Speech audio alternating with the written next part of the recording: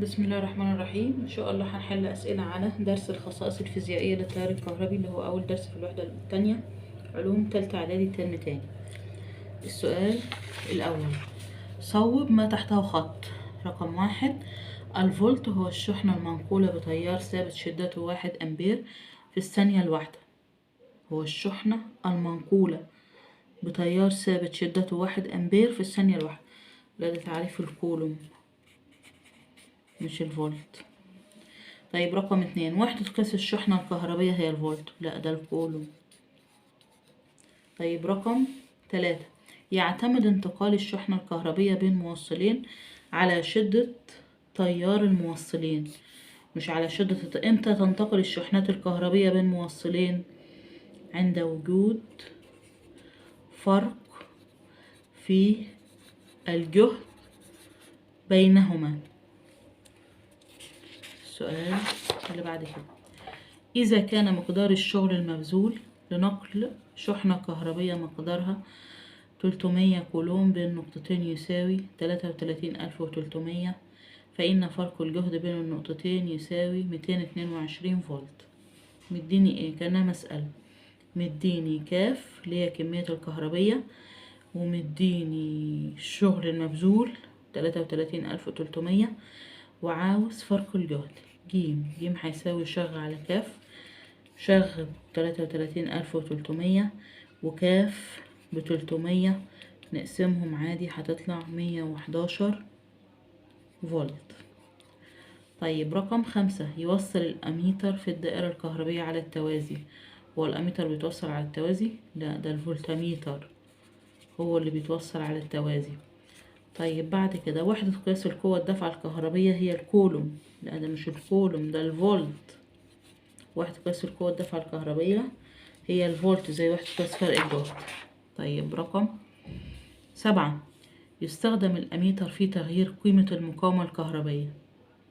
مين اللي بيغير المقاومة الكهربية؟ الأميتر ده بيقيس التيار، إنما مين اللي بيغير قيمة المقاومة الكهربية؟ الريوستات المنزلق.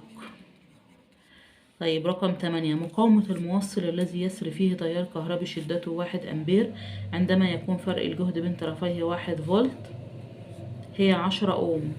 ده 1 أمبير ت ب1 أمبير، وجيم ب1 فولت. عاوز ميم هتساوي جيم على ت. ده 1 وده 1، يبقى 1 على 1 هتساوي 1 مش 10. طيب إذا احترقت المقاومة الثابتة في دائرة تحقيق أوم تصبح قراءة الأميتر ما لا نهاية. تصبح قراءة الأميتر فوق صفر عشان الدايرة اتفتحت لما اتحرق المقاومة الثابتة. طيب استخرج الكلمة غير المناسبة ثم اذكر ما يربط بين باقي الكلمات. كولوم على ثانية، وأمبير، وجول على كولوم، وفولت على أوم. كولوم على ثانية ده ت، والأمبير ده بيقيس ت برضو. يعني الكولوم على ثانية ده اللي هو الأمبير، وحدة قياس ايه؟ شدة التيار. والجول على كولوم ده جيم، وحدة قياس جيم اللي هي الفولت. جول على كولوم اللي هو الفولت.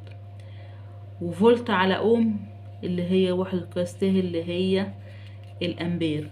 يعني ده أمبير وده أمبير وده أمبير وده فولت، يبقى المختلف جول على كولوم، والباقي وحدات قياس شدة التيار الكهربي. طيب رقم 2: الضغط، فرق الجهد، المقاومة الكهربية، شدة التيار. احنا علينا يعني شدة التيار وفرق الجهد والمقاومة الكهربية اللي هي خصائص الأجهزة تقيس. ده بيقيس فرق الجهد بين طرفي مقاومة، وده فرق الجهد بين طرفي أي نقطتين في الدايرة، وده بيقيس المقاومة الكهربية. دي كمية فيزيائية خدناها برضو في الكهربية. وشدة التيار دي كمية فيزيائية. طيب مين المختلف؟ الضغط. والباقي قانون أوم. عشان ايه؟ مين بتساوي جيم على ت. المقاومة الكهربية بتساوي فرق الجهد على شدة التيار، انما الضغط ملهوش علاقة بقانون ايه؟ أوم. طيب الفولتميتر، الأميتر، الأوميتر، البارومتر. مين المختلف؟ البارومتر ده مجاش خالص في المنهج. الباقي أجهزة تستخدم في الدوائر الكهربية، أجهزة تستخدم في الدوائر الكهربية. طيب بعد كده، ما معنى أن شدة التيار الكهربي المار في موصل 2 أمبير؟ شدة التيار، معنى نعرف شدة التيار ونحط في الآخر 2. هنشوف نحط 2 ايه؟ كمية الشحنات الكهربية المتدفقة عبر موصل في 1 ثانية تساوي 2 ايه؟ كولوم، عشان ابتدينا كلامنا بكمية الشحنات الكهربية، يبقى 2 كولوم.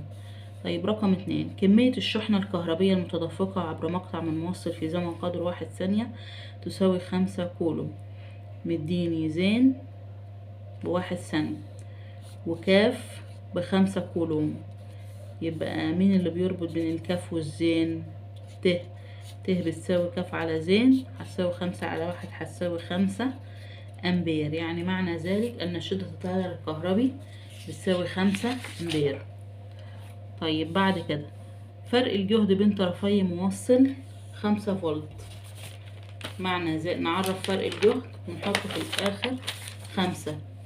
هو في تعريف فرق الجهد ايه؟ الشغل المبذول لنقل كمية من الكهربية مقدارها 1 كولوم بين طرفي موصل يساوي 5 ايه؟ جول، عشان ابتديت كلامي بالشغل. طيب رقم 4، الشغل المبذول لنقل كمية من الكهربية مقدارها 8 كولوم بين طرفي موصل يساوي 64 جول. يعني مديني شغ ب64 جول ومديني كاف ب8 كولوم. عاوز ايه؟ مين اللي بيربط بين شغ وكاف؟ جيم هتساوي شغ على كاف، يبقى 64 على 8 هتساوي 8 ايه؟ انا بحسب جيم، يبقى 8 فولت.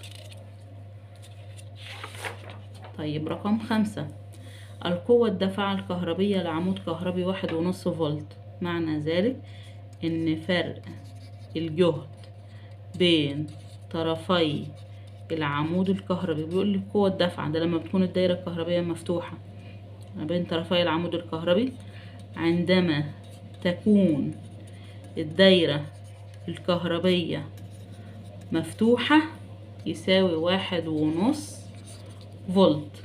طيب رقم 6، مقاومة موصل 25 اوم. معنى ذلك ان مين بتساوي ج على ت هتساوي 25 اوم. هنعرف المقاومة بدلالة قانون اوم. يبقى النسبة بين فرق الجهد الى شدة التيار بين في الموصل بتساوي 25 اوم. بعد كده، النسبة بين فرق الجهد بين طرفي موصل وشدة التيار الكهربي المارة فيه تساوي 20 فولت على أمبير.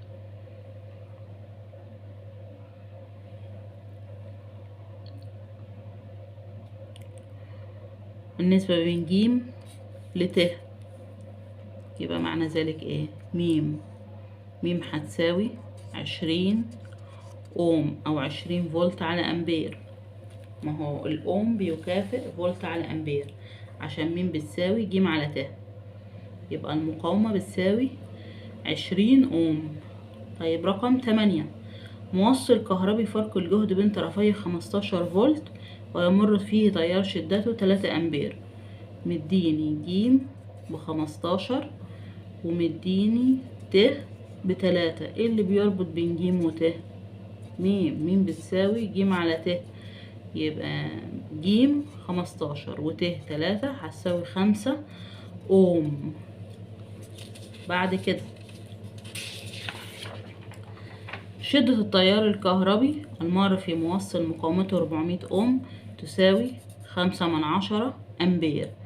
مديني ت 5/10 امبير ومديني ميم 400 اوم.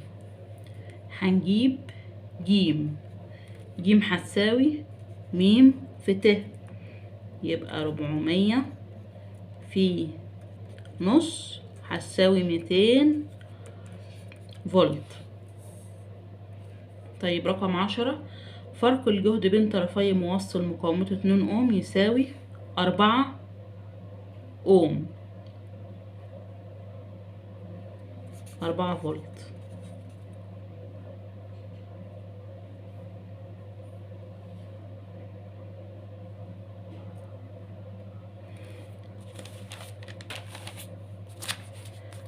مديني جيم ب4 فولت ومديني ميم ب2 اوم.